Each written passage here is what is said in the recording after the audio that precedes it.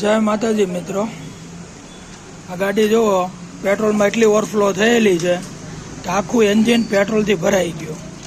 જો આવો ફોલ્ટ કોઈને નહીં જોવા મળ્યો હોય.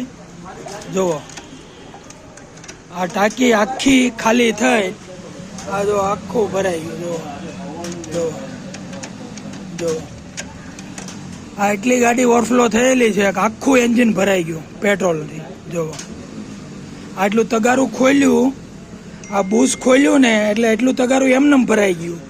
પછી તમે કિક મારો, તમે જુઓ. અને એ ભાઈ એક ગેરેજે બતાવી, એ ભાઈ કે એન્જિન બનાવવું પડશે એમ કરીને ગાડી લઈને વી આવ્યા.